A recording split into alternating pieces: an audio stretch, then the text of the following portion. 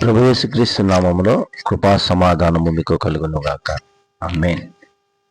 ప్రియ సోదరి, ప్రియ సోదర, మీ అందరూ కూడా అనుదినము కూడా క్షేమంగా ఉండాలని ప్రతి దేవుడికి నేను ప్రార్థన చేస్తున్నాను. అలాగే మరి యొక్క ఆడియో మెసేజ్ వింటూ మరి అందరికీ షేర్ చేస్తూ దేవుని పరిచయం వాడబడుతున్న మీ అందరికీ కూడా దేవుడు బాగుగా దీవించునుగాక. కృపా సమాధానం మీకు కలుగునుగాక. ఆమేన్. అలాగే ఈరోజు వాగ్దానం మనం చూస్తాం. పరిశుద్ధ బైబిల్ గ్రంథం నుంచి ఇర్మియా గ్రంథము 33వ అధ్యాయము 6వ వచనం చూసినట్లయితే, నేను దానికి ఆరోగ్యమును స్వస్థతను మరల రప్పించుచున్నాను, వారిని స్వస్థపరుచుచున్నాను, వారికి సత్య సమాధానములను సమృద్ధిగా బయలుపరిచిదను. మరి ప్రియ సోదరి, ప్రియ సోదర, ఈ వాగ్దానం ఒక శక్తివంతమైన వాగ్దాన లేఖనం. ఇది దేవుడు తన ప్రజలకు ఇచ్చినటువంటి ఆశాకాంక్ష.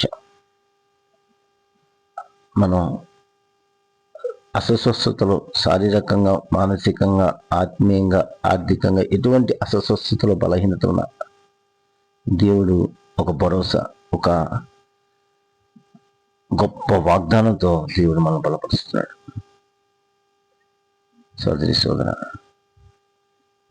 సమయంలో అటువంటి స్థితిలో, అటువంటి పరిస్థితుల్లో, భయంకరమైన పరిస్థితుల్లో దేవుడు ఈ వాక్యాలు, ఈ లేఖనం ద్వారా బలపరుస్తూ శత్రువుల నుంచి, దాడిలోంచి, పాపం వల్ల వచ్చిన వినాశం నుంచి దేవుడు మిమ్మల్ని విడుదల చేస్తాను, దేవుడు పునరుద్ధానము హామీని మీకు ఇస్తున్నాను అని చెప్పి దేవుడు ఒక వాగ్దానంతో బలపరిచాడు.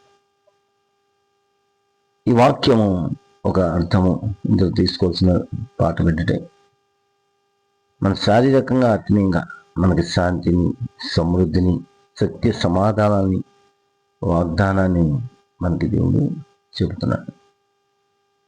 కనుక సోదర సోదరి, దినమున ఎటువంటి అనారోగ్యం ఉన్న, ఆర్థిక ఇబ్బందులు ఉన్న, అది ఎటువంటి అసమాధాన పరిస్థితుల్లో, అస్వస్థతలో ఉన్న దేవుడు పరిపూర్ణ స్వస్థతనిచ్చి దీవించునుగాక.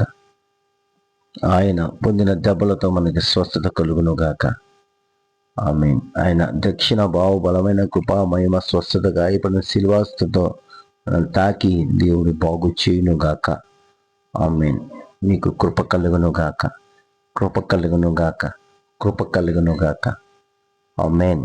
దేవునికి మహిమ కలుగునుగాక. ఆమేన్.